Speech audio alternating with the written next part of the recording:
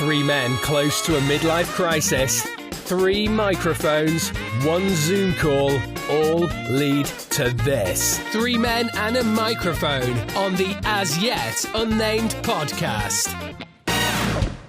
Babe? Yeah.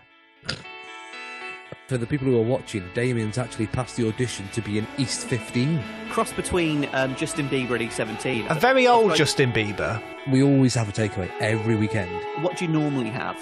So on a Friday, it's normally Indian. Racist. Yeah, and then on a... What? My story. Yeah, if you want. Just make sure it's funny this week. Yeah, make sure it's funny and doesn't sound like it's being read. I do listen back to the podcast and I do sort of think I do come across quite arsey sometimes now, don't I? A charred Alf remains. Little kid gets up in the morning. Oh, hello, Daddy. Oh, where is the Alf today?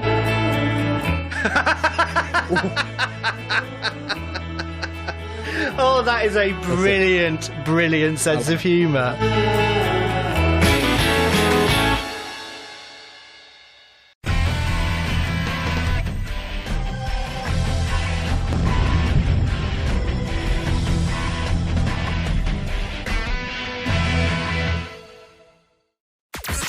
You're watching, downloading, and listening to the As Yet Unnamed podcast. Damien, do you want to look at the camera rather than your phone? I can't at the moment, actually, because I'm just clicking on to... The top 5 Christmas films of all time. Yeah, It's a great Christmas film. But it's not the second best Christmas film of all time. I think it reminds me of a number 2. Yeah, but come on, guys, just one more week. Maybe we can try, like, the top 10 80s films. No, we've done that. What about the top 80s Claws? No, we've done that. Because it wasn't made in the 80s. Is that what it was? If I had to explain a funny, is it your prat? I don't know why I do, because you two are an absolute pair of... That was a big one. As Yet Unnamed podcast top 5. People will come off this thinking we hate each other. We don't, honestly. It's all for the show. It's all for the character.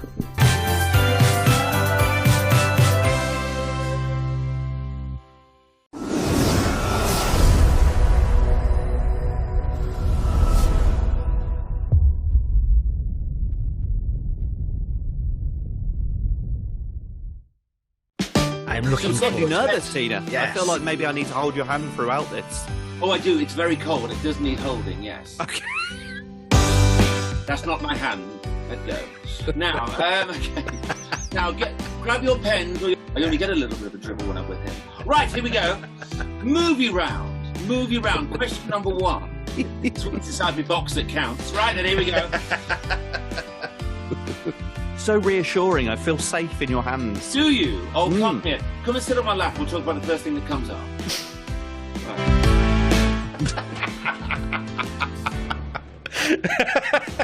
You've not had an offer like that for a long time, have you, Damien?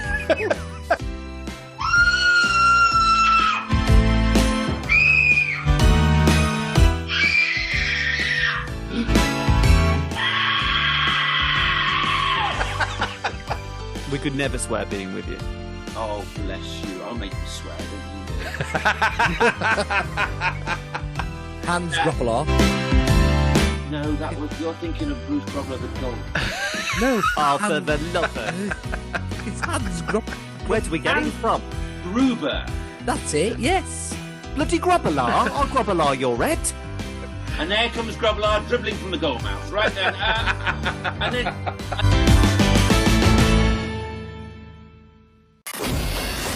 It works for Clarkson, May and Hammond. We're not quite sure it works for Antrobus, Lee and Barstow. But they're doing it anyway. You're listening to the As Yet Unnamed podcast. Evening. Yeah, there's only 2 of us. What can you do about it, really? Damien, we're live.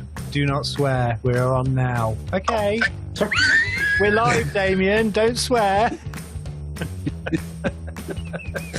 Where is he?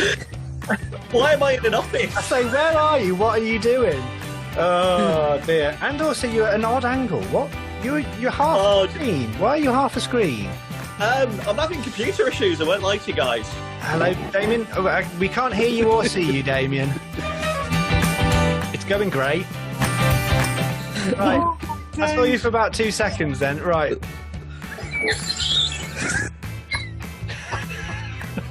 Can we hear you? 1, 2, Damien, 1, 2. Hi.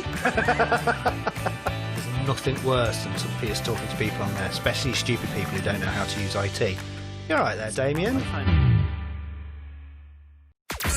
You're watching, downloading, and listening to the As Yet Unnamed Podcast.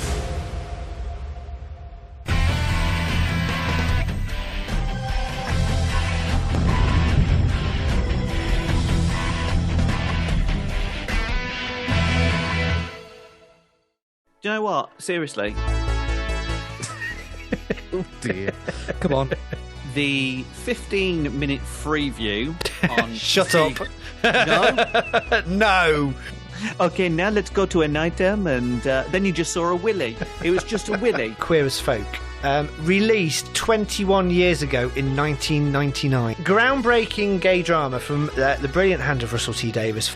And I remember staying up to watch this, and I remember this being the first time I had seen a proper drama about gay life. Yeah, no problem. We're about to talk about a muff. A muff? Sorry?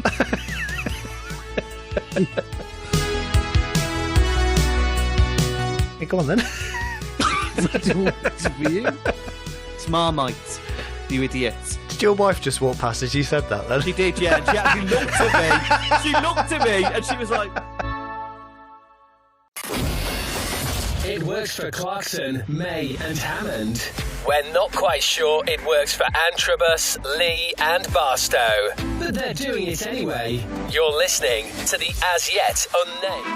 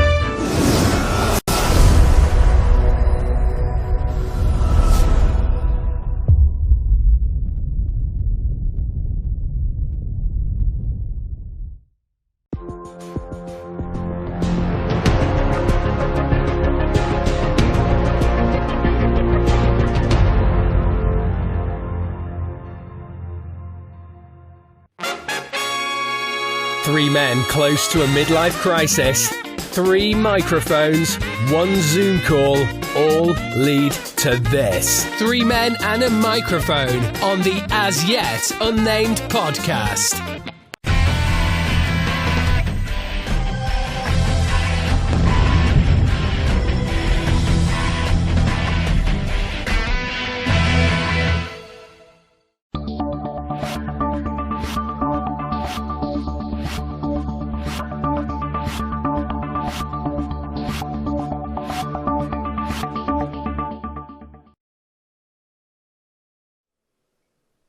Evening. 3 men and a microphone. Like a breakfast show, but not at breakfast. And with no music. And it's a podcast. So nothing like a breakfast show, really.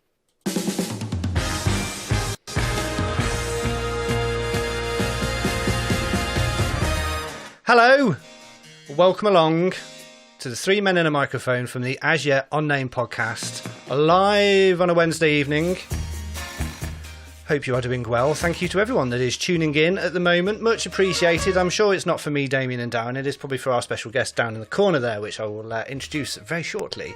But welcome along to the podcast. Welcome along to the live show. You are listening to 3 men and a microphone from the As Yet Unnamed podcast.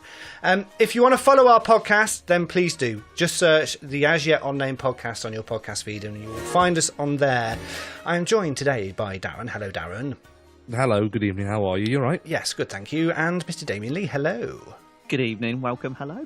And our very special guest, all the way from good old Birmingham, is Mr. Joe Lycett. Him off TV, him off Sewing Bee, comedy, Channel 4, all of that with a nice beer in his hand. Although it's... Oi! It's a sausage party! It's a non-alcoholic beer, I believe, isn't it? Non-alcoholic beer. I'm doing dry January. I've managed it so far. What's the date today? It's the 20th. Inauguration day. I've managed 20 days. I'm not going to stop now, baby. 11 days left. That is all. It's a bit like paydays for us that are paid monthly. If you're getting paid early before Christmas. Right, let's do a very quick. 11 days.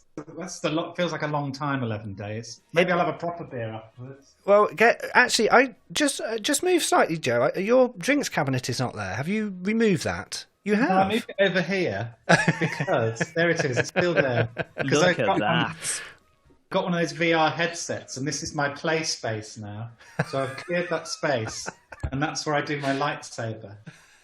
Do you do that? Are you doing that music game? Is it the Have you played? Nick just downloaded that. I'm looking at what's it called? Saber something. Yes. Quest or something. Something like that, isn't it? And it's basically you try and do the notes on the music with the 2 things. Yes, it's all good. Right, let's quickly say hello. We've got loads of people on Facebook who are watching at the moment. So Dunk Anthony, hello to you. Good evening. Thank you for joining us yet again. Kaz is on there. Helen is on there. We've got Colin and Bryn downstairs. We've got David, Lynn, and Ruby watching as well. So we are fully ready to go. If you want to ask Joe a question, Joe doesn't know we're doing this, but we are going to do an Ask Joe section on the podcast. Then if you can leave your question in the comments on the live feed, we will try our best to get to them at some point during the recording. So for the people that haven't watched us before, hello, this is our live show. We record the podcast, which we then edit and release on a Monday. So search for us, the As Yet Unnamed podcast. And we record that as a live show, and then we edit it all down, and it's all good. So, are we all ready, gentlemen, to do the recording of the podcast? Let's do it. Good. Can I ask a question? Why is it called the As Yet Unnamed podcast? It sort of gives me a level of anxiety because when will it be named? Can I answer this, yes. Ian? Is that all right? Yes. Yeah, I think it's Ian, as you know, Joe, from back in the hospital radio days, that he's trying to be creative and clever.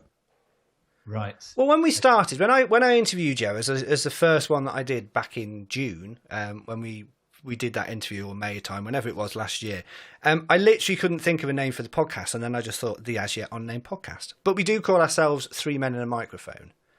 Where are the men? Where are the men? That's what I want to know. Yes, none of us are men. Well, I'm a man, but Damien, I'm not quite sure. So it is 3 Men and a Microphone from the As Yet Unnamed podcast. I see. And the problem is now we've got all this branding, so we've all got these branded bits everywhere, and I'm not really sure I can I can actually be bothered to change everything. Look, I even have badges.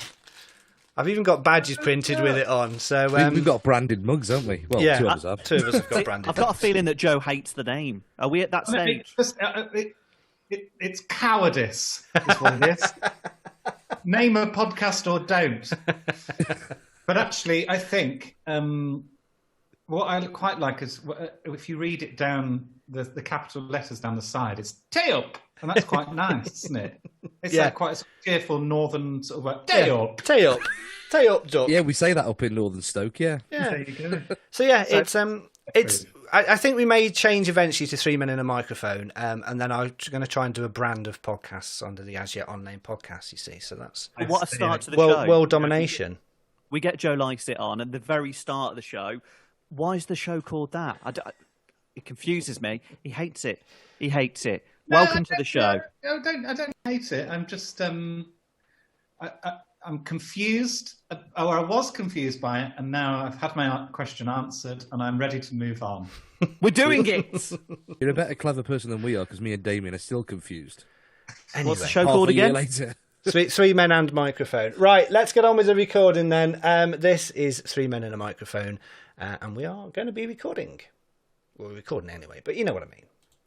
3 men close to a midlife crisis. 3 microphones, 1 Zoom call, all lead to this. It's the As Yet Unnamed Podcast. It's Monday. You need cheering up. Well, you're listening to the right show. This is 3 Men and a Microphone on the As Yet Unnamed Podcast. Hello. Welcome to the podcast. It's Monday.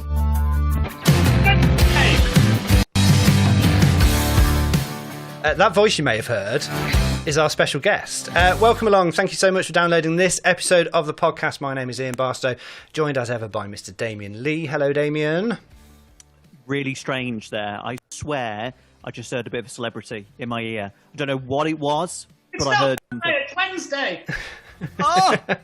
It's Monday when it goes out. Don't ruin the illusion, Joe. News. Oh, he's doing a Graham Norton. It goes out on a Thursday, Friday. I can't cope. What day is it? It's Monday morning. Let's go with that.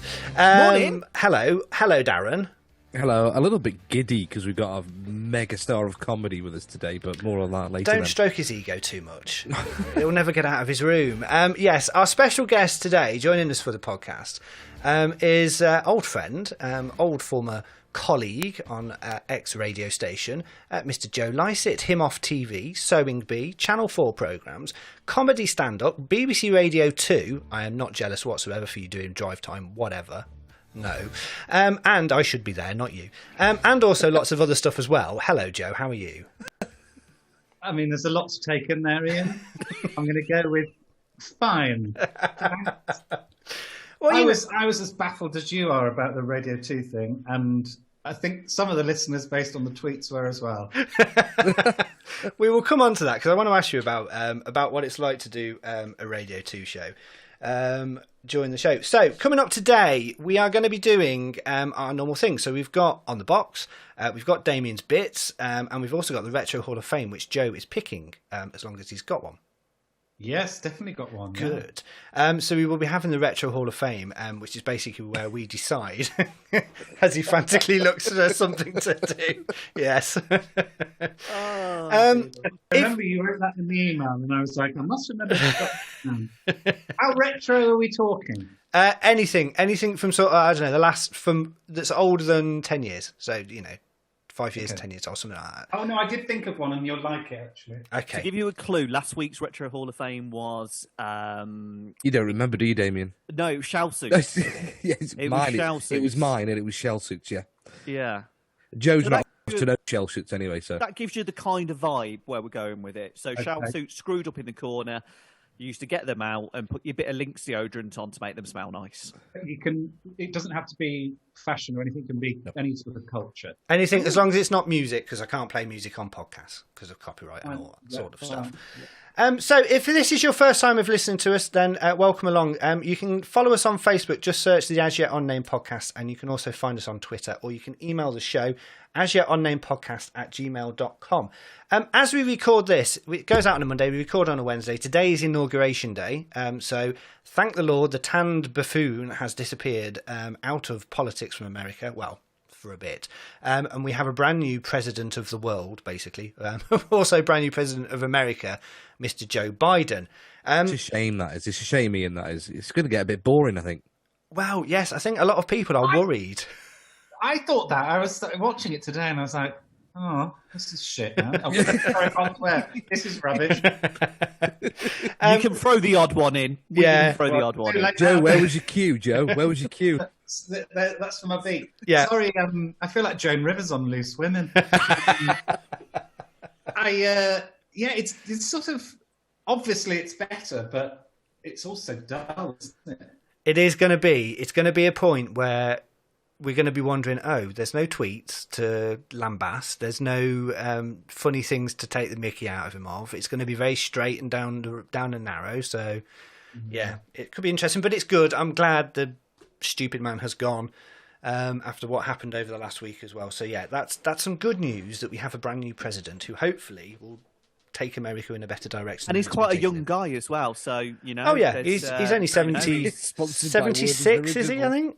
76, I believe. His little walk when he gets up to the podium as well. He does his little walk, and it's just quite a cute little old man, isn't he? And he does his little walk. But Joe, Biden is in. Biden is there. There you go. Biden? Joe Biden Who's Biden? It's Biden, not Biden. Ah, right. When I see Joe Biden at the podium, a song pops into my head. Do you remember? Grandad, we love you. Cut him Grandad, off. Cut him off. Erase him. I agree. It's very true. It can be, he is an older gentleman, which is why they've got Kamala Harris, who will probably be president in about 2 years, I would imagine. I can't do politics with you. And something to tell you, Joe. He gets very BBC Four, and he goes all a bit like posh, and he goes all a bit like, so yeah, well, welcome back to the South Bank show. And I have issues when you go a little bit political, because then you get chopsy and you get moody. Because I, with Joe, agree that the man with the wig, I don't know if it's a wig, but does anyone ever give him a brief? When he used to get up and he goes on, and did anyone actually say no? That's the problem. He thought he could get away with it. I think Joe is probably quite similar politically to me. I have a feeling. No, I'm massively right there. Have you got your Proud Boys membership card? Yes, I do. I think any of these non-heterosexual men should be sorted right out. As I say, having my pint. God, I'm wearing a pink jumper. God, get it off me. See, the trouble is, Joe, if you say need a good sorting, then both me and you will take that in a completely different way to straight people, won't we? That's for certain. Yeah. We'll be like, where do we start? I'm feeling left out here. Are you, Darren? I feel like I don't know how to react to it. Maybe we should just join in and go, yeah, that's right. Okay, then. 9 months of lockdown. It's been a while, hasn't it? Gosh, it's been a while. Maybe we could talk about that if you'd like. But, that's staying in. It's a really strange one for me because I sort of, at first, when he looked like he was sort of getting, when he got the nomination to be the, what do you say, lead the Republican Party into the election or whatever, I was sort of treating it like it was a joke, like a lot of people were. And I was tweeting him, and like when he would tweet something, I'd reply as if I was his sort of mistress. And it was sort of all seemed like good fun. And then he actually got in, and I remember when he got in, this just sort of feeling of like real fear, I suppose, and sort of slight despair.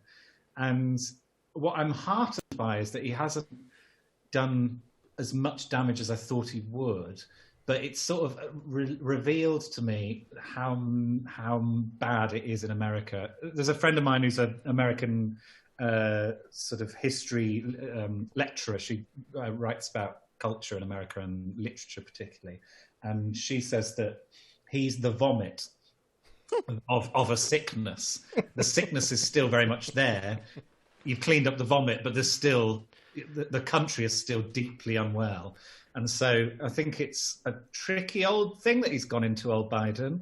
And as you say, he's not a young man. So no, well, he's got COVID to deal with, which is ravaging America at the moment. He's got all of the problems with. Like he's got COVID. I was like, that's breaking news. Yeah, the As Yet Unnamed podcast has got a scoop. That's the president. That's the present that Trump left in the Oval Office for him. Oh no! Inside the letter.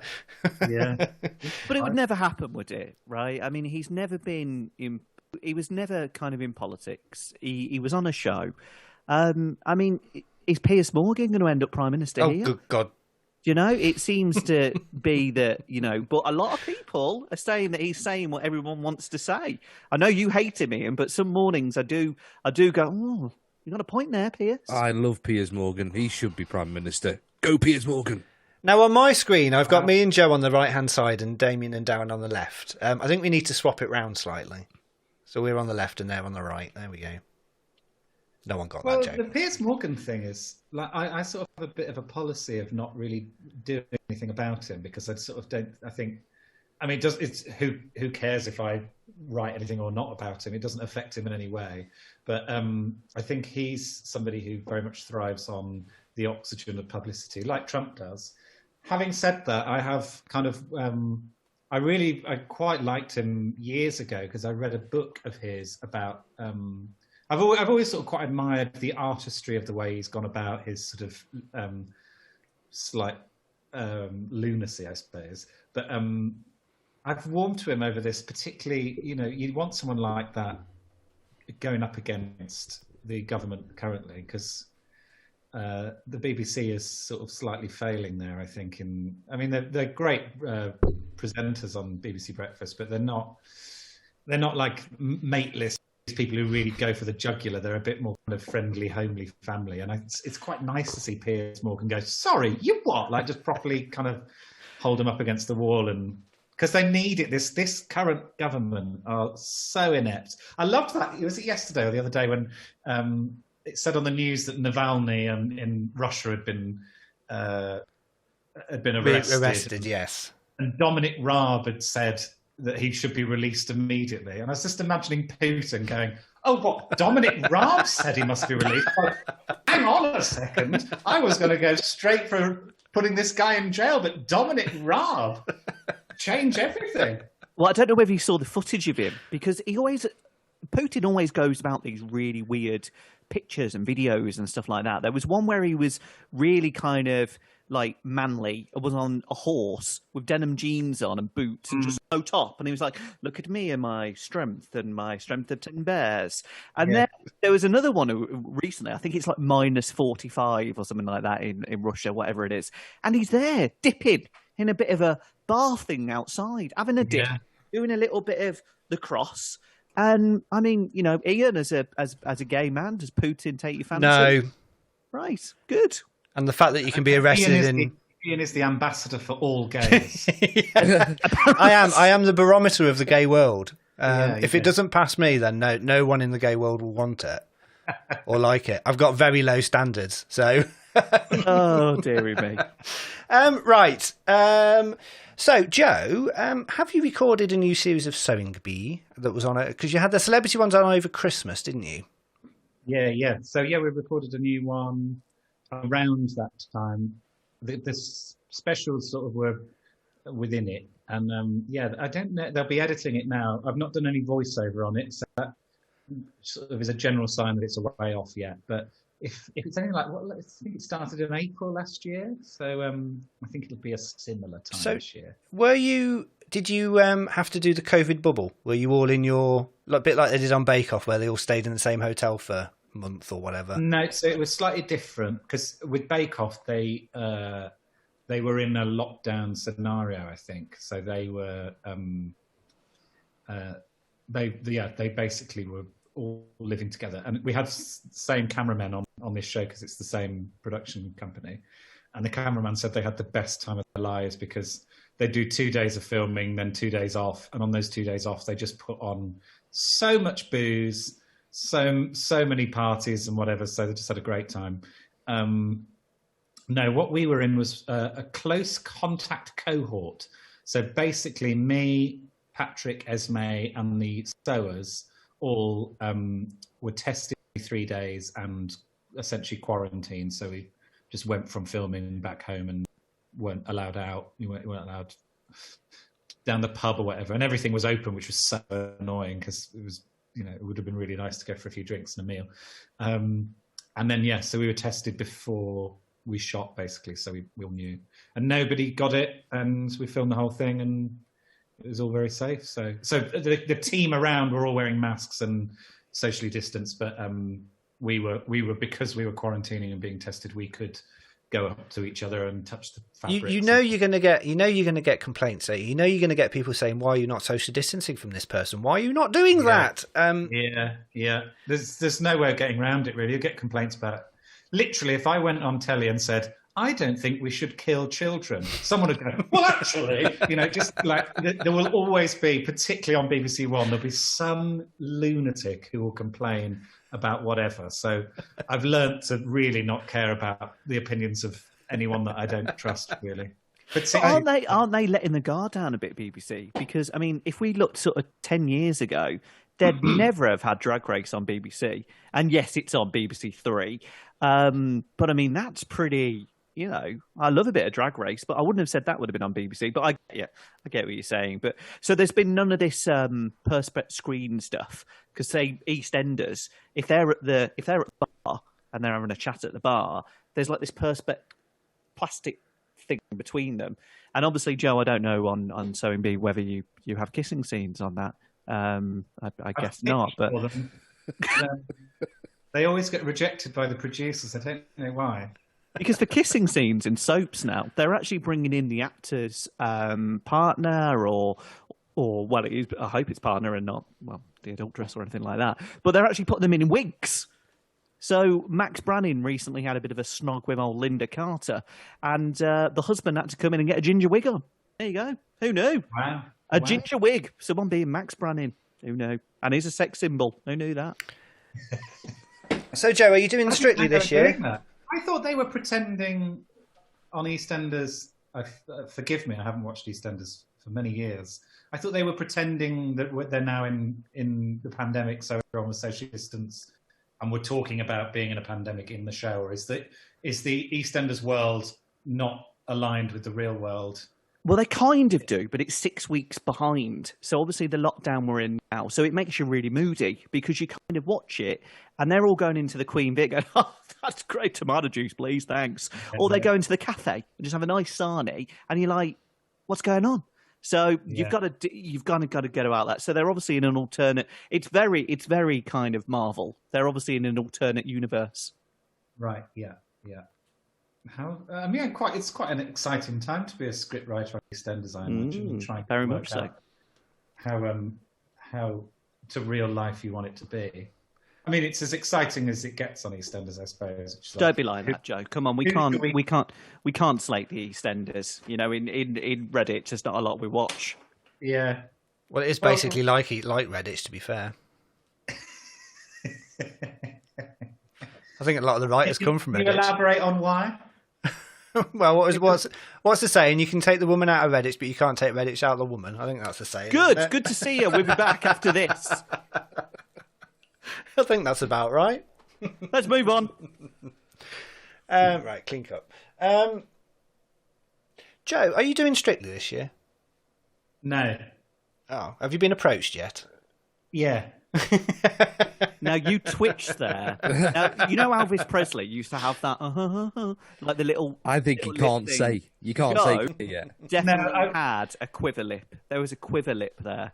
Well, I can tell you that they wouldn't have asked yet for this series. They would. I think I got asked in when did I get asked? Actually, it was sort of March time, I think, when they asked me.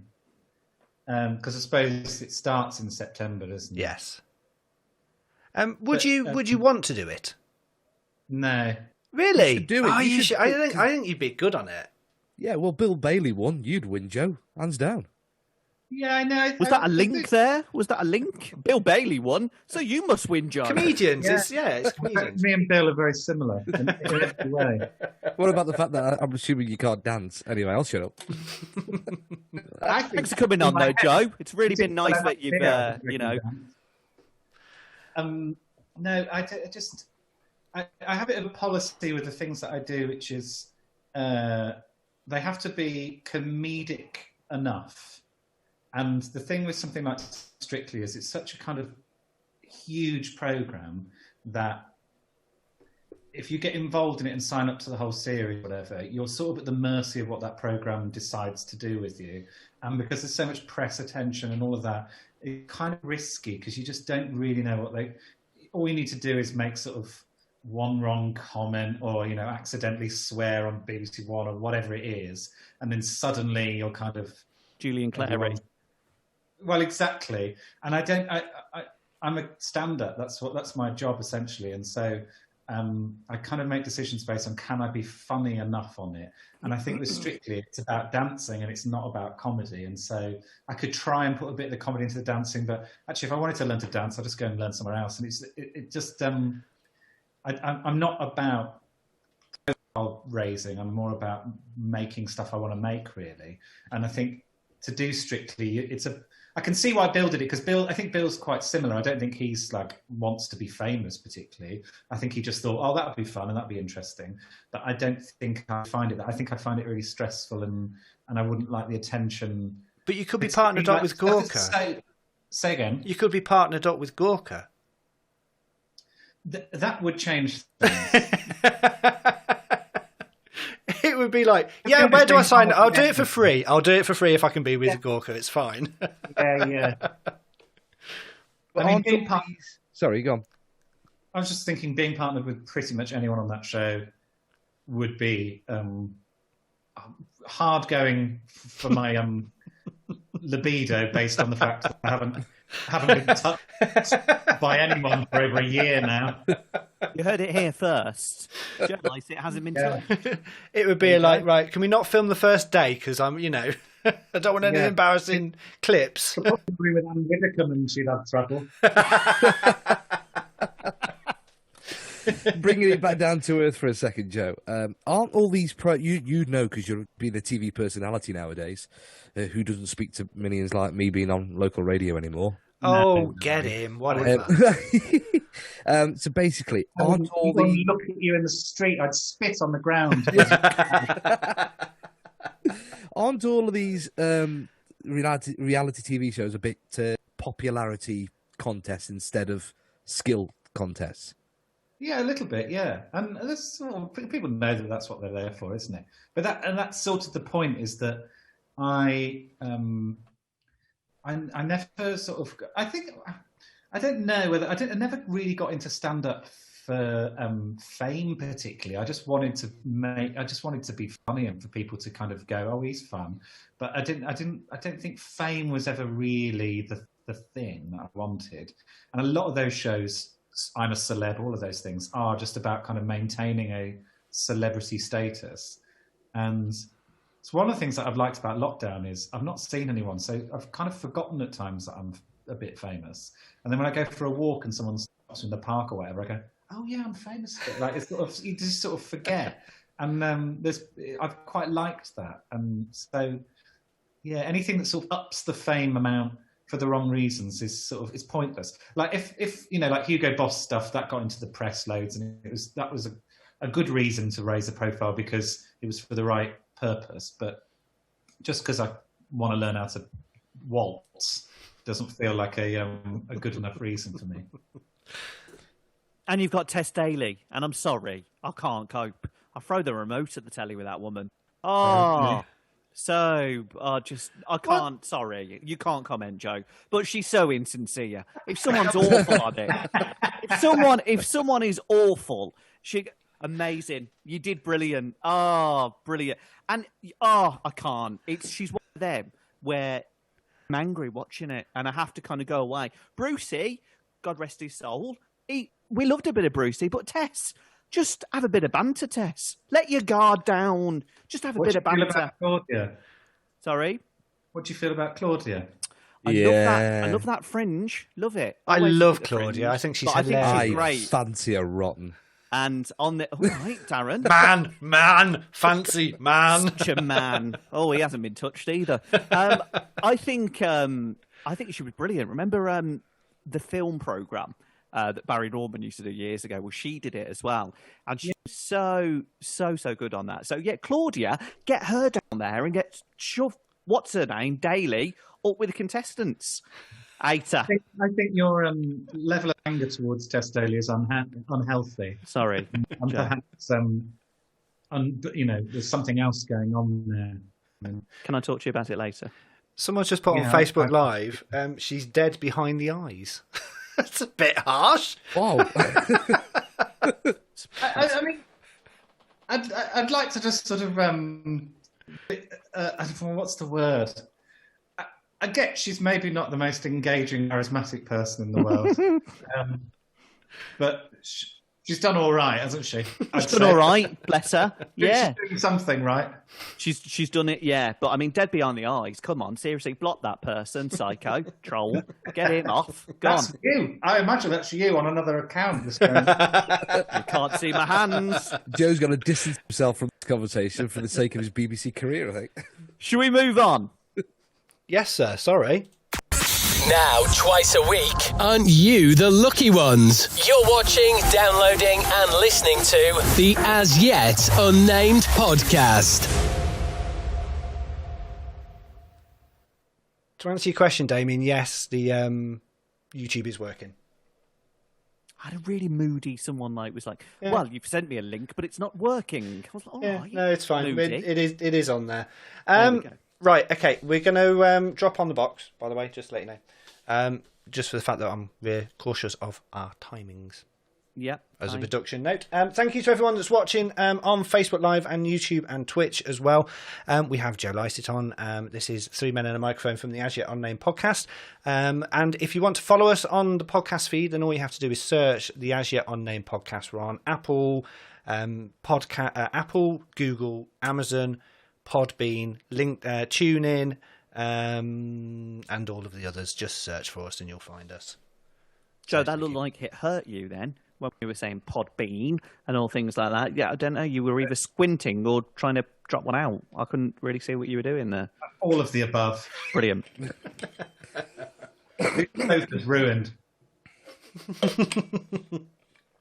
Right. So we shall do. Would have been ask Joe, even, I think. Ooh, do you get to play my... yes, person who's made the jingle for this is yes, amazing, by the way. Yes, why? Don't just, stop bigging yourself up, Darren.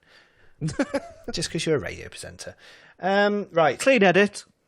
Thank you.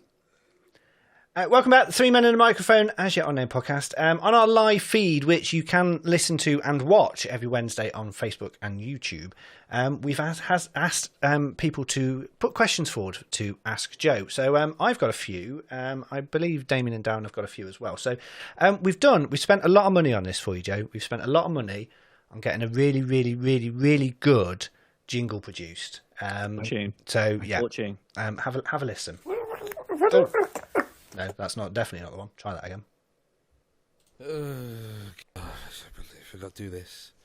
I've got to do this voice for Joe, Mr. Celebrity.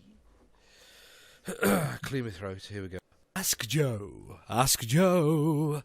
Ask Joe. Ask Joe, why do you friggin' ignore me? Right, okay.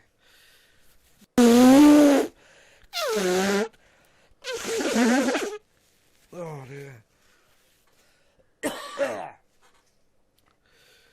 Here we go. Now, this man presents a radio show every week. Yes, it's on a very local station. That's the jingle. Yeah. No, that's not the jingle. Darren's done another one for you. I don't know which one you prefer. This one sort of drags on a bit, but anyway, we'll play it. And now, on the As Yet Unnamed podcast, 3 men and a microphone bring to you a fantastic new feature with a TV celebrity, comedian, and TV presenter. Yes, it's Ask Joe with Joe Lycett. Ask him anything you like. Ask him what his waist size is. What is his shoe size? What's his favourite sandwich? You can also ask him when did he think he was funny enough to stand on a stage and make a whole audience laugh? Who told him he was funny enough to do that? Let's do Ask Joe!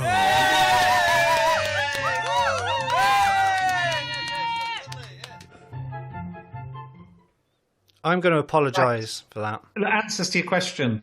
My waist size is between 36 and probably more towards 38 at the minute. Shoe size, somewhere between 10 and 11 UK size.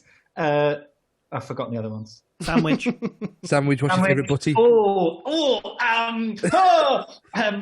I love halloumi in a sandwich. Halloumi. So posh. Oh, you've changed. You've changed. Yeah. Very posh. I used to have a pot noodle when I used to do hospital. Oh, yes.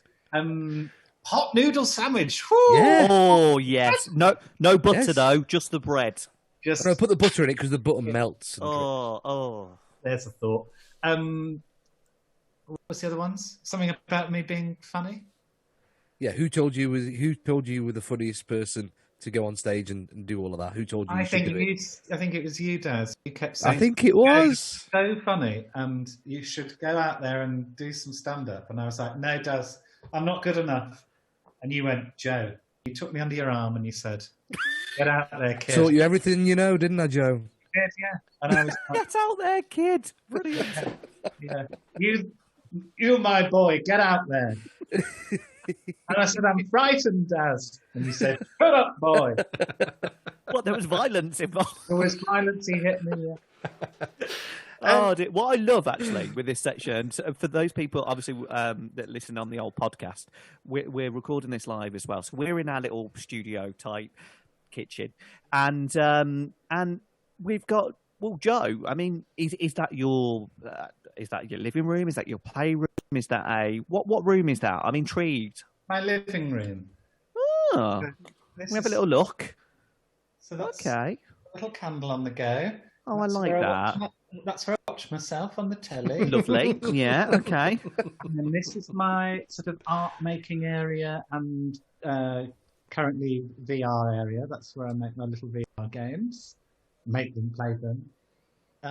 That's it, really. I mean, Well, that leads on quite nicely to our first question, which is coming from Anne, who's watching at the moment. Hi, Anne. And she just said, have you painted Sammy? No, I haven't painted Sammy. Now, I don't get that reference, I will be honest. Is This is Sammy. It's a sloth. Little Sammy Sloth. And I made a little short film with him and posted it to social media last week, the week before. And it's about how I paint lots of things, but I never paint Sammy. The ending of it is not fit for broadcast on this. But no, I haven't painted Sammy. I might get round to it, but I might not, and he'll just have to deal with it. Is this moving on from your filmmaking? Because you made a film when you were in your teenage years, which you did give me a DVD of, and I'm not sure if I still have it somewhere. Not good. I can no, tell you that. yeah, it was. Yeah, no, it wasn't brilliant. I would imagine if you ever become an Oscar-winning director, it might be something they show as this is how it started. You know what I love about Before this? they were famous. He's probably he's literally the most famous guest we've ever had on this show, and so far with Darren go. Well, I mean, you know, why Well, yeah, but I'm sorry, the film wasn't particularly good because it was a student film. It was a good idea, just sort of poorly executed. No, Don't worry about it, Joe. Honesty, and I agree. Yeah, black him. Yeah, no, I loved. That's something I've always loved doing. And then when stand-up sort of took over, I stopped doing it. And then in lockdown, I've started doing it a bit more. And I made my first music video this year. Directed my first music video, and doing another.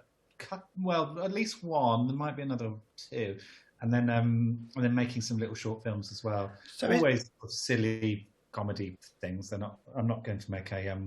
Would you like to? Would you like to get into proper film, TV directing? Yeah, I'd like to do more of it. I get a lot out of it, and The problem, as ever, with any of these things is the minute other people get involved, then I start to lose interest. I think that's why I really like stand-up, because there's no producer telling me, oh, you can't do that. Oh, you shouldn't really say that. I hate all that. I love the kind of freedom of just going, I want to make this and I'm going to make it now. And stand-up gives you that you can do whatever you like in stand-up as long as it's funny. So you want to be a producer, you want to be a producer, director, writer, starring Joe Lycett type film? Probably not starring. That's one thing, because there was talk of doing a little series for YouTube, and because YouTube were paying little bits of cash to people to do little series, but in the contract they offered this contract, and the contract said I had to be in 80% of the films that I made. And I was thinking, how did they work that out? Like, what a weird percentage. And I was trying to work out whether I could just direct, because if you're in it, then you're not like looking at it in the same way, because you can't really watch the screen whilst you're also in it.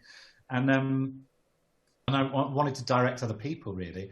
And so I was trying to work out if, like, I did a self-portrait and it was in the back of shot, would that count as 80%? Like, I mean, what are they after? So I sort of said no to that in the end. Again, just because it's so much nicer just to do stuff off your own back and not have YouTube tell you what to do. That question leads on to one I've got here from Ben. Shout out to Ben. Cheers, Ben. So he's basically said there's a lot of actors, there's a lot of comedians that have gone into acting with some quite dark roles sometimes. So Lee Evans, Peter Kay, Ricky Gervais. And it seems like a natural progression. Is that something that you'd be interested in, or have you ever acted? Thanks, Ben. I like that. I think I told you about this, Ian. So I've had my first acting role, which I recorded. It's a voice acting role. Yes, did that go anywhere? It's not been released yet, so we don't know. But I've had my first. It's an American animated comedy. I've forgotten what it's for. It's on Cartoon Network and something else as well. But it's not. I can't say what it is, but that is so exciting. Please tell me that out of every. Now, you've done a lot, but for me, that would be amazing. Oh my god! It was a fun experience because I'd never done it before, and they get you to record each line like 3 times in slightly different ways, and yeah, it was interesting. But the role is definitely not a serious, dark role. I'll put it that way. Would you like to pursue it? I'd love to be able to tell you what it is because it's really funny what the role is. But it's really stupid. It's a really stupid. Imagine like a kind of Family Guy spin-off idea where somebody turns into like the wheel of a car or whatever. It's that level of stupid. And if you want to find out more about it, listen to the interview that I did with Joe that was released a couple of weeks back again, because I think we explain actually what it might be in there. Oh, do I? I think so. I'm a talking foreskin. That's it. So that's my debut in the American market and in acting. Is I'm a talking foreskin in a new animated comedy. I'm Jewish. I wouldn't know about that. Let's move on. When you go on IMDb, you're gonna have an acting role of talking foreskin. Joe Lycett. That's it. Yeah. I can't get that out of my little head with a little mouth. Hello there. Yeah, that's I can't wait to see how they animate it and all that. That's amazing. Now we were watching with the kids the other day. Not talking foreskin. That's just we'll move on from that. But we were watching a film the other day, and it was the voice. We really recognised the voice, and we were like, "Is it? Could it be?" And it's Graham Norton. Graham Norton is actually in a new Disney film. And yeah, he's actually quite a main part in it. It's that good? I can't remember the name of the song or the film, but it's the latest release from Disney. Soul. Soul, yes. He's in Soul. He's in Soul. That's great. So, and he's really good in it, and you can tell it's Graham Norton, and because we know Graham Norton from the character is just nothing like Graham Norton, so it's a bit like, really. Yeah, but it's great to hear him, and yeah, proper huge film. Get away with animation is that you can be the voice of kind of anything, can't you? And they'll make it fit. It's an amazing process what they do there because it's just. I mean, I recorded it almost a year ago, and that it won't be out for still months because they've got to like do all the actual animation. I just don't even know how they start. It's incredible. It's amazing what they do. I was watching a documentary about Rowan Atkinson as well with Mr. Bean. It's 30 years. He's actually done more episodes of the animated Mr. Bean than he did the actual Mr. Bean.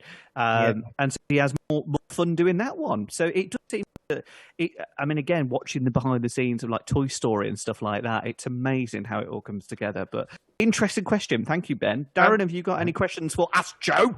I have indeed, yeah. I've got one from an unknown has-been radio presenter that never quite made it to the bigger radio stations. His name is Dimitri. Hi, Dimitri. Hi, Dimitri. Yeah. You sound sexy, Dimitri. What are you wearing? Oh, thank you. Oh, sorry. Yeah, Dimitri does. Yeah. So basically, Dimitri would like to know, Joe, what happened between going to uni, you wanted to do such XYZ career, and then somebody going, you know, you're funny, get on stage. And when did that step, and, you know, what happened in that kind of transition to go, I'm at uni, but I'm going to be a stand-up comic? Yeah. Well, I was studying drama and English with the idea of doing acting. So I had got the idea of acting in my head, but I was sort of making little films or whatever. So I was just sort of working it out. What do you do at that age? So who am I? What do I want to do? And I went to a stand-up gig called King Gong, which is at the Manchester Comedy Store. And they did it every week. And basically anyone could get up. And if you managed to, the audience had cards, and if the 3 cards went up, you got gonged off. And if you managed to get to 5 minutes and you beat the gong, and you would get to the final of that week. And I went and got really drunk and thought that I'd be good enough to go on. I hadn't planned on going on. Went on, and I didn't even get gonged off. I didn't have anything to say, and did a very poorly thought out joke about a kind of horrible crime that had just happened. Oh no! Didn't really get a laugh, and then I fell off stage as I left. And I think I was so embarrassed by that and so kind of humiliated. I thought, no, I can do this. And I think a part of the motivation for doing all of the gigs early on was to kind of prove those people wrong, I suppose. And I have got this sort of, it's a thing that happens. It happens with like things like Dry January. Once I decide I'm going to do something, it's really hard to stop me from doing it. Like I'm going to just sort of go into this sort of, it's an almost autopilot where it's like, right, well, if that's how I've got to get to there, then I will do all of this, and I won't sort of lose faith in the journey to it. I'll just stick with it. But I almost feel like I don't have any control over the decision. The decision's made for me almost. And I just decided I'm going to get really good at stand-up. And so I just did loads of gigs, wherever I could get gigs, in horrible pubs, I did like outdoor gigs in the summer. I did like really stupid stuff where there wasn't really a gig. It was just sort of a kind of a table that you stood on in the middle of a pub, and just kept doing stand-up. And if you do it enough, you do, you know, build up skills and get better at it. But it was the perfect timing of being able to, I didn't have anything else on, so I was just going around doing gigs. I was excited by the idea of being booked for things, and then just naturally kind of the level of stand-up got better, and that was it, really. What was the point where you said, I've done it, I'm now officially a stand-up comedian, I've done it? I think Live at the Apollo does that for a lot of people, because it's... Wow. Yeah. You just go, here's this thing that's never going anywhere that is proof of me doing a stand-up comedy set with people laughing in a big venue, and that whatever happens now, I'm a stand-up. So I think, but even when I've done that, I felt like everyone feels like a fraud in this industry. Everyone just feels like, what? Like I don't think anybody feels. Before we move to another question, Joe, can I do one more, Ian? Yes. Yes. Is that right, Joe? Can I just do one more? Yeah. For anybody that has been told by somebody, oh, you tell some really funny stories, you have us in hysterics, and they fancy the idea of getting on a stage, what would be the first thing for that person to do? Well, outside of the pandemic, pandemic's kind of changed everything, is to find where your nearby comedy clubs are. Should be one nearby you pretty much anywhere in the country. And try and get an open spot, which is where they'll give you anywhere between 5 and 15 minutes of stage time, and just do it. You can't really learn it. It's not the sort of thing that you can do a course in. You do just have to do hours and hours of it and just get the experience. But I think go into it knowing that you're going to be really terrible at it at first, and kind of accept that, and just keep gradually building and keep writing. Nobody gets. I don't think anybody gets worse the more gigs they do. You learn little reflexes of how to get around things, and you learn how to deal with hecklers and that kind of thing. And it builds up, and it's just experience like anything else. Thank you. Let me just make some notes there. Thank you, Joe. Yeah, you're not going to be a stand-up comedian. And there's Joe's cat. Joe's cat's there. Joe's pussy is there. I had to say that. There he is. That's Winston. Oh, no. I'm terrified of cats. I'm going to do some quick-fire questions, Joe. So, quick answers and quick-fire questions. So, from Becky, are you going to be on any more Grayson Perry shows?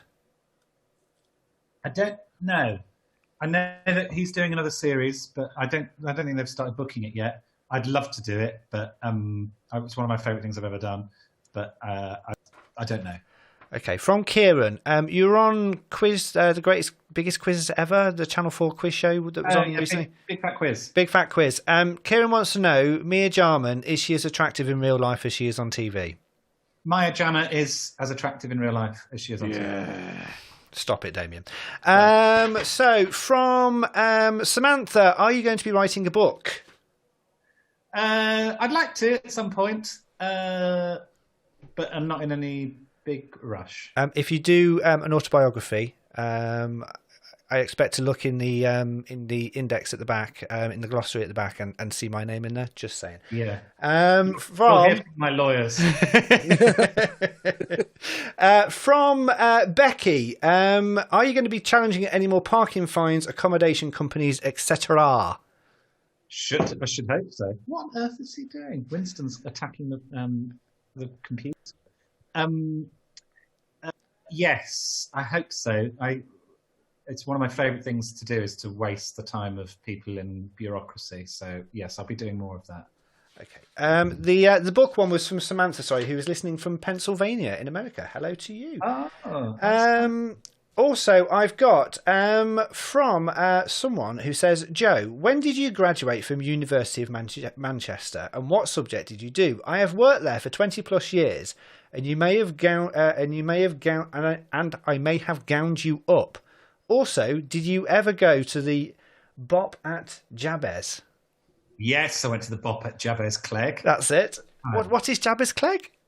It's like a horrible student pub, and the Bop was like, I think, a Friday night club night. Right. Horrible. Carnage. Absolute carnage. The amount of STDs that went around there. And I was giving out all of them. Half of the love. What was the other question? Oh, when was I in Manchester? Is that a YouTube question? No, that was a Facebook question. No, right, okay, interesting. I must have graduated in 2010, so between 2007 and 2010, I was there. That's almost 11 years ago, Joe. Yeah, scary. Just to make you feel old. Yeah. Jason says, have you any more tours planned after COVID? Hopefully, yeah. I don't know when. I'm kind of holding off on, because it takes me ages to write one and then to test it out and all that. So I'm holding off announcing anything until we kind of know when we're allowed to. Because I know loads of people have like booked in tours for this year, and I'm thinking, good luck. Yeah, I can't see it happening myself. No, but... Not unless it's a drive-through tour, which I know some of them have done, haven't they? Yeah. Not that long ago. Last of the quickfire ones. Jack Forster, who I think you did a podcast interview with for his mental case podcast. Oh yeah, yes, yeah. So Jack, who also did an interview for me as well. So he says Litany has become my jam over lockdown. Thank you for your music video. Sorry, where are you already? Were you already a fan, and who asked who? There we go. I was a massive fan, and I asked her. What happened was, I've wanted to make a music video for years, and I've been trying to find different avenues. It's actually really hard to get into that industry because they just use, it's like quite a close knit group of directors, I think, that they use. And I just messaged her because she'd got, I think, 10 million streams on Spotify. So I messaged her on Instagram, never spoken to her before, just was like, congratulations, I'm a huge fan. And she replied straight back, holding a copy of my book, saying, I'm a huge fan. And so we got chatting, and I just thought, I'm just going to ask. And then she sort of said, oh yeah, I'm interested, and then sent me some new stuff in the end. And then I did this big pitch and made it all look shiny and whatever. And she said yes, and then we made a music video, which was so fun. Excellent. Really Damien, have you got one more question, and then we will move on? Yeah, this is from James from New Zealand, which is local. And he asks, what was the last stand-up gig that you went to? Oh, great question. We did in the middle, like in the summer in July, I managed to do a couple of shows at the Regent's Park Open Air Theatre, which was all socially distanced, but because it was outdoors and they wiped everything down. So that, I hosted, and I was so ropey because I hadn't done it for ages. I was like, how do I do this? Like, it was so, I was really out of practice. And it was me, Aisling B did it, Nathan Caton, who's amazing, and a few others did like bits and bobs. And it was a really, we all said how wonderful the experience was because we hadn't done it for ages. And that feeling in a live environment again was so addictive and exciting. I can't wait to be doing stand-up again. That is the thing I miss the most. You can tell that's from all of the stuff that you've done, and you can just see it in your eyes. That's where, that's, like you said, there's no one kind of talking in your ear, or there's no one kind of, that's you're there, and you're in complete control. And I think from watching you stand up as well, it's you can see you're just completely alive on there. So amazing. Oh, thanks. Yeah, I love it, and I think everyone should try it, Baz, because I think it's really like it teaches you a lot about yourself. And there's a thing about they say that like immersing yourself in cold water is really good for your mental health because it actually gets you used to shock and shows you that you can push yourself through barriers and that kind of thing. And I think doing stand-up is the sort of humiliation equivalent, in that, like, if you can push yourself through the barrier of a room of people going, we hate you, you think you're funny and you're not, and you're boring, and everything you're saying is annoying to us. If you can get beyond that and then keep going, there's a sort of resilience that it builds up where you kind of go, oh, I can do anything. You get really, it's quite an exciting thing, but you do have to stand there and look like a total idiot for a while. Double that for me and you then, Darren. Yeah, should we go for it? I'm too much of a snowflake, mate. You know what I'm like. I couldn't cope. I would pay very good money to see you two attempt stand up. That's for certain. Never say never. That's a top tip. Don't invite your friends to your first gig. Don't invite anyone you know. Do it like for the first few. Just get on with it. Don't tell people about it. Darren, we're fine because we don't like Ian anyway. Brilliant. Thanks. Right, that was a quick fire one. We are. Right. It wasn't a very quick fire answer. I apologise. No, that is fine. Right. Just saying hello to people that are on Facebook. Thank you very much for watching. Much appreciated that you are watching us, which is all good. Anthony did post a question earlier on in the week, Damien. Do you have it to hand? I have asked him just to redo it. It's something about Drag Race, wasn't it? Yes. Let me have a look. Sorry. We will clean edit all this in. Yes. Just one for me while we're not recording, Joe. Who's your favourite? Favourite comedian? It's too many to. Nice political answer. There's just hundreds. I think at the minute, James Acaster's doing the most exciting stand-up. his last show, which you can't watch anywhere. I know he streamed it, so that someone might have done an illegal stream. Is one of the most amazing hours of stand-up I've ever seen. It's really like heartfelt, but it's so funny. And speaking of Rowan Atkinson, his girlfriend left him to go out with Rowan Atkinson. I think they've now had a child together, and she's God. And that James Acaster doing stand-up about how his girlfriend's now going out with Mr. Bean is heaven. It's so good. It's so funny. And apparently Rowan Atkinson isn't happy about it and has like sent James messages saying, "Can you Cease stop?" and desist. Oh no. There's a comedian who has made it really big in America as well. He was on Graham Norton the other night, and we'd never heard of him. And we watched some of his stuff, and it was really, really good. And I apologise. We can't remember his name now, can you? No, I can't. It's awful. He's got a Netflix program, and he was out in. He was doing a tour of America, and he's done some of those outside gigs recently. A youngish guy. And he's done a book on mental health as well, or is releasing one. He's only young, but he's very, very good. And so is he based here, or is he? Yeah, he's based here. Yeah, he's British. It will come to me. I will pick your brains over time. I'll know who it is, but I don't know who's been on Graham Norton recently. So that's sorry, Graham. I've not watched the show recently. Sorry. Oh! Just so I can, I'll edit this in. So we'll just do another quick fire one, Joe. So from Anthony, after presenting the Great British Sewing Bee, have you picked up any skills and used them to make anything? No. No. There's a quick fire answer for you. No. Have no skills. And also, would you like to be a guest on RuPaul's Drag Race? Yes. They asked me to do something on the first series, and I said no because I think I was doing something else. And I regret it so much because... Have you watched any of the new series? Well, I sort of regret it and I don't, because actually I love watching it, and it's quite nice to just watch it from afar and not worry about how I come across or whatever. It's so good, RuPaul's Drag Race. I really love it. Have you watched Have you watched the first episode of the new series? Yes. Cracking cast. Really good. Well, Ginny Lennon's a friend of mine, and I knew... She sort of half mentioned that she was doing it, and then was messaging me throughout the kind of process of particularly the press side of it, because a lot of it I think they just have to wait around a lot. And I'm knowing Ginny, I'm excited and slightly terrified about what she'll do as the series goes on. She is a bit of a so loose good. cannon. Well, we're hopefully we should be having Bag of Chips watching tonight, because I Facebooked her. She's on my friends list from years ago, and hopefully we should be able to get Bagger on in a couple of weeks' time. I'd love to meet Bagger. I've met the Vivian. Well, obviously Vivian did Sewing Bee. Yeah, I met Bagger. But when I went to watch the live tour. And Bagger was so funny, like such a natural performer, and really, yeah.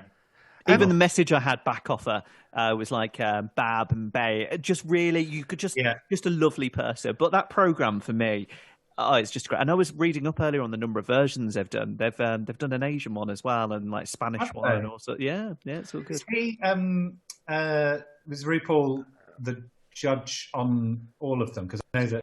No, like Canada, he's not, isn't he? No, not on the Asian one, but they're doing one over the next couple of weeks. I think they've either started filming Australia, it, or I think it is, isn't Australia.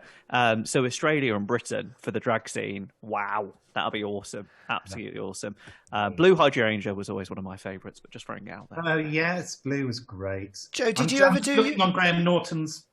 It's really bugging me. I've actually just messaged my wife as well, because we both watched it together, and he's really good. And the mental health stuff that he did as well was really, for the life of me, I want to say James.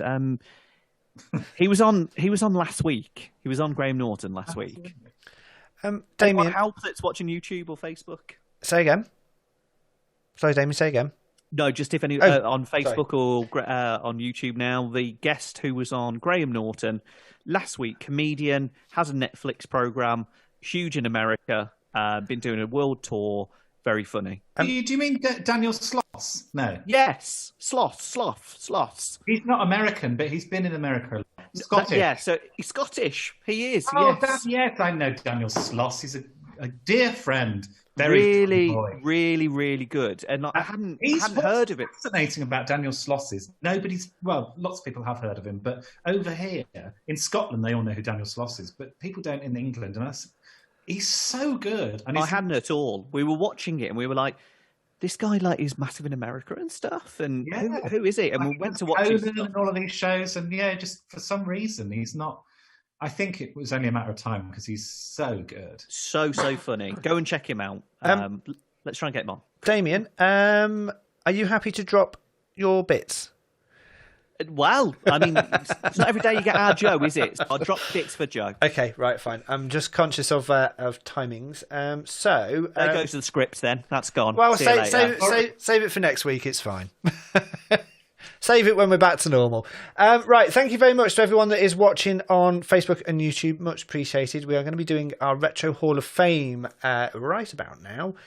So, Joe, if you are ready, I will introduce... let me make sure I've got the right one, and I need that one. Right, Clean Edit. Clean Edit, by the way, Joe, is my new going... You know, when we were in the studio and I used to shout, "Going on!" Yeah. It's my new version of that. It's a cue for these two to stop yabbering on so I can do a clean edit when I'm doing this. Anyway, right, let's do this. It's time to delve into the archive for the Retro Hall of Fame on the Three Men and a Microphone podcast. So this is the Retro Hall of Fame. Each week we pick a retro item. It can be a TV, film, food, clothing, whatever people want, and then they have to persuade us to allow it into the Retro Hall of Fame, and it will either go into the Hole of Despair or it will be inducted into the Retro Hall of Fame. And as Joe is our special guest, we are asking Joe to try and persuade us to put an item into the Retro Hall of Fame. Now this will be the first item if it gets in, Joe, because this is only our second week. So can you try and persuade us? What is your Retro Hall of Fame item for this week? I think it's going to be quite easy to persuade you, Ian. Okay. What is that? Oh, yeah, it's in, definitely. Whatever. It's specifically Celebrity Big Brother Series 2006. Right, who was on that? Remind me. Pete Burns, George Galloway, Rula Lenska, Jodie Marsh, Chantel, who wasn't a celebrity at the time. What's his chops from the band that she went out with? Yes, I'll remember it in a minute.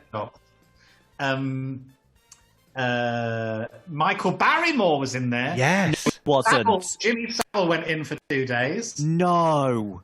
Did Jimmy Savile go in? He went. Well, he didn't stay overnight, but he was in there for most of the 2 days. And on the first day, they had to write what they wanted, and the next day, and there's this whole amazing bit where Jimmy Savile talks about Michael Barrymore and how brilliant a performer he is and whatever, and Michael Barrymore starts crying. It's amazing. And I've rewatched it, most of the series. I haven't finished it. In lockdown, I don't know why I got interested in it, but it was just sort of nostalgic. And what year, Joe? What year was it? 2006. 2006. And it's got the George Galloway, Rula Lenska, "Would you like me to be the caps?" He dresses up and he licks himself. Oh, it is the most cringeworthy but brilliant bit of TV I think any of those shows have ever done. It's just fantastic. It's also got the they properly, when you rewatch it, they properly bully Jodie Marsh, and I mean she's a controversial character and she's whatever, but they really kind of go for the jugular on her and gang up on her. And I think she goes out in the first week, but particularly Barrymore really kind of goes very strange with her. Oh my goodness! It's got that for Ferrara. Oh yes, she talks about this sort of scandal around having an affair with Svet-Goran Eriksson. Yes, it's such a good series. Consistently, every episode is brilliant. And didn't Chantel win it? She did. Yeah, Can you remember about Pete Burns' coat? Oh, the big coat issue. Yeah, because I loved him when I first watched the series, and then rewatching it. I was a bit more nuanced about it, because actually he was very funny, but he could be really nasty with it. And he did have a nasty streak. Didn't like that. Just really savaged people with his wit. But it wasn't like nice. It was just like he was just being horrible. Still love him though. I mean, gay icon. So my retro selection is that series. Have I persuaded you? I will. By the way, it's Preston. Was the one that Chantel went out with. That was the it. Band was Ordinary Boys, wasn't it? Yes, it was Ordinary Boys. And they went on Don't Mind the Buzzcocks not long after that and walked out. Didn't he walk out on that from Martin Lamar? No, Simon Amstel was reading from Chantel's autobiography. Yes. And he didn't like that. I'm just reading bits about it now, and it brings it back to it because I mean I'm like Ian, massive Big Brother fan anyway. Back to the Ginger days and Bottlegate and all of that sort of stuff. And the only claim to fame we had Steph, who went in from Redditch in one of the Civvy series. Who was really boring. No, actually, I interviewed her on my Saturday show after she came out. And she was really, really good. And it was one of the. I apologise. It was one of the guy who doesn't like Tess Daly, so I apologise for Steph. It was one of the best moments of radio I think I had ever done, because I was so excited to meet someone from Big Brother. Well, you've never seen cues like it. So in Chicago Rock, which was great old Chicago, that was the night I was DJing in there that night. Steph was there as kind of like a special guest, and you've never seen a cue like it to see Steph from Big Brother. But there you go. That series for me, though, because Pete Burns was just fascinating for every reason. To see him not made up, and to see, like you said, he could be funny, but then he could be really nasty with it. And I'm with you. It was like, all right, now that's just, I'm not liking that side of you, but I still really love you because of what you represent and all that sort of stuff. But it was hard to like him at that time. But I mean, the controversy, isn't it? So, and because even like George Galloway was talking about what it was like hanging out with Saddam Hussein. So you've got, I mean, it's just so much in it. There's so much mad stuff.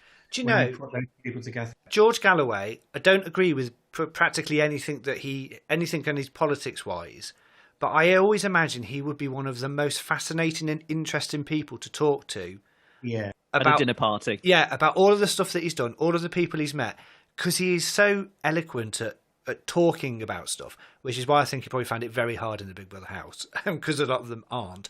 But he was, I always think that he would be fascinating at a dinner party that you could have a proper discussion with about stuff. Really interesting. Well, him and Rula Lenska did talk about that, in that they were finding it increasingly difficult to be in there because the level of conversation was so base, and they were desperate to have some more intellectual conversations.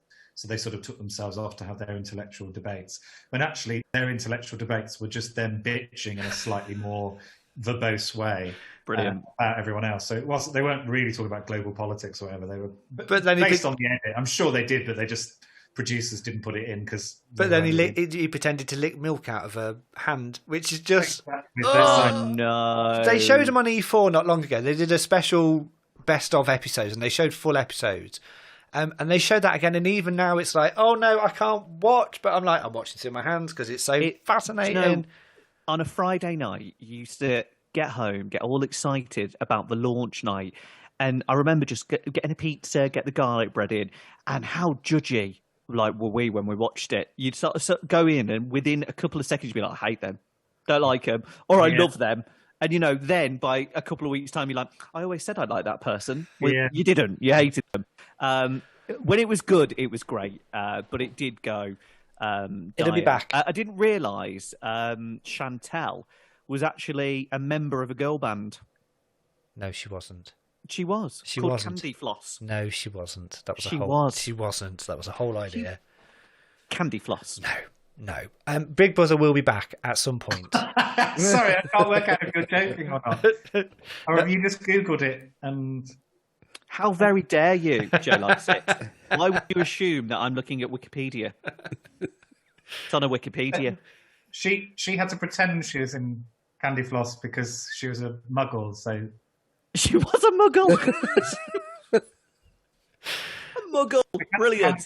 Candy Floss didn't exist. Yeah, they didn't exist. No, it didn't. I feel embarrassed for even bringing that up. So thanks for that. Idiot. Cheers. But Right. Big Brother, amazing. Ian, we need to vote. We need to see if it's going in the black hole or whatever. We do, and I need music for this.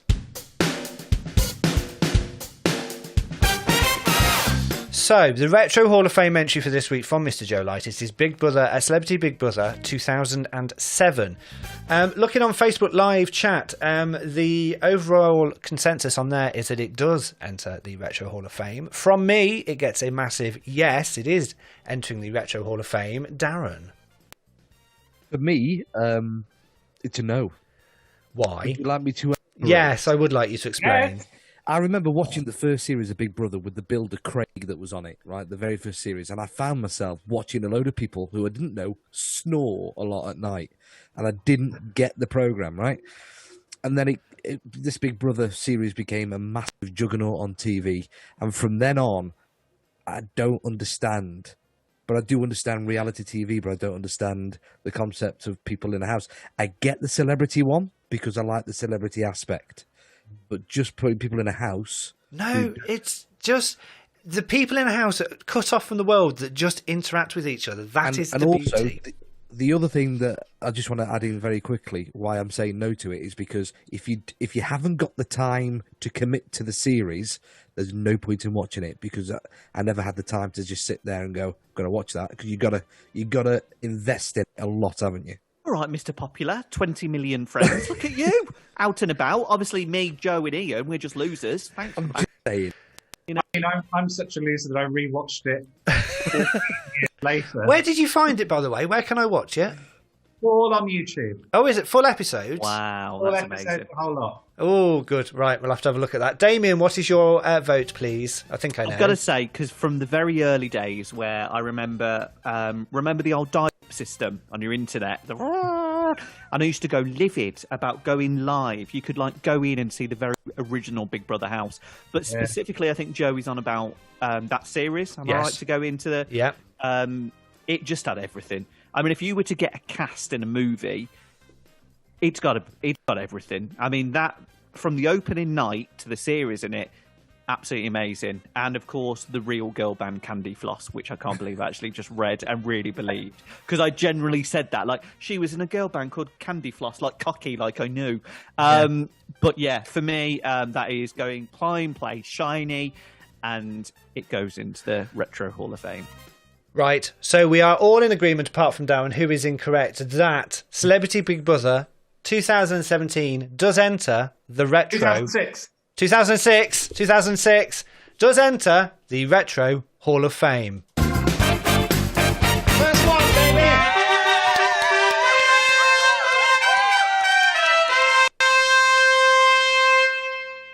That is our first entry into the Retro Hall of Fame. I am happy with that. It was a good choice. You knew you'd get me as soon as you picked anything Big Brother, didn't you? I know, yeah. You knew that would be a definite I remember your yes. Saturday shows. I used to just shut up because I couldn't watch them. I'm like, oh, all right, here we go. Yeah, that was a wonderful bit of music, which I can't play on the podcast because we're not allowed. Right, I think we are almost done. Actually, Joe, can I ask you, Radio 2, what's it like inside those hallowed ground and studios? Oh, yeah, the land of giants in it, Joe. Yeah. So is this a regular gig now, Joe? Sorry, I'm late to the party on this. Are you now new everyday drive time presenter then? No. See you later. Damien, really? Honestly. Are you part of Candy Floss, Joe? Or... I'm a member of Candy Floss, and I now host Radio 2 Breakfast. I'm so sorry. So was it just a one-off then? Well, no, I now sort of sub occasionally. So occasionally for Rylan, and I love Rylan. Over Christmas and New Year for Sarah Cox, I've done a couple of times the last 2 years. But I always do Sarah Cox from Birmingham because we do it in the mailbox. Oh, yes. So I don't you go ride in... the desk as well? No, so that's one of the big differences is that they don't... I don't know whether they let the old school DJs do it, but basically the producer does all of the... Oh, Steve Wright still does his desk. You know he does. Sorry, Of course Joe, he you does. just class me and Ian as old school DJs because we actually know how to be slick with faders and whatnot and carts. All right, what did I do? Just make the tea? For God's sake. All right, I was on a local radio station. Oh, forgot about that, Damien. Yeah, thanks. You About heard the your demo. demo. Yeah, brilliant. Block. So moody, Joe, honestly. The story is, Joe, that that Darren actually stopped Damien from getting a full-time radio gig. I did, yeah. Not bitter at all, Joe. I mean, No, now I work in recruitment. Go figure. Do you know what I mean? There you go. You were just a bit too cheesy and a bit, All right, say it as it is. 1985. Bit crap, to be fair. Recruit a hitman. That's what you need to do and take him out. Thank you, Mr. Lycett. There we go. Yes, indeed. Right, so let's do our out bit, I think. Right, bear with me. Which one am I doing? That's it, there we go. And what a show that was. Thank you so much for listening. Joe, thank you so much for joining us for the podcast. Hey, no worries. I drank too much beer and I really need a wee. You're perched on the edge of your sofa, ready to go. You can tell he so needs a wee. I just want to poke him in his belly. Go on, have a little wee. Just a little bit of wee. No, we don't want a wee live on Facebook. It will take us down, that's for certain. Damien, thank you very much. Yeah, thank you. We say it every week, and Joe, thank you so much for your time. Generally, it's been absolutely amazing. We know it's not a great place at the moment, and we know it's hard, but we will get through it. Wear your mask. Pick up a phone to someone that you know or you haven't spoke to for a while and say hi, and be kind to each other as well, because it is tough, and a moment of your time to an elderly relative or a friend you haven't spoken to for a long time is well worth it. So abide by the rules, be nice, and remember, when you put something on social media, remember, people read it as well. Thank you very much. Thank you, Damien. Damien, thank you, Darren, for joining us, as ever. Thank you very much, chaps. Can I just say, going off what Damien just said, Joe, legendary. Thank you so much for joining us, Joe. And I know I make jokes about we've not spoken in so many years, and I go around hanging onto your coattails, going, I know him. But Joe, I'm so pleased for you that that you are who you are now, and it's fantastic to see you there. You were always so fun and kind, both of you. Like everyone was so nurturing there. I had a really lovely time at Radio Pulse. And so it's nice to catch up and see you both. But not Damien, because you didn't know him. But not Damien. I don't like Damien. I'll be glad to see the back of Damien. But the other two, yeah, nice. Yeah. The other two. Thank you so much for listening to the As Yet Unnamed podcast. Don't forget to click on follow. We are on your feed every Monday morning from 6 a.m. and you can watch us live on Facebook from 8 p.m. every Wednesday evening. Until next week, thank you so much for watching. This has been the Three Men and a Microphone from the As Yet Unnamed podcast. Bye for now.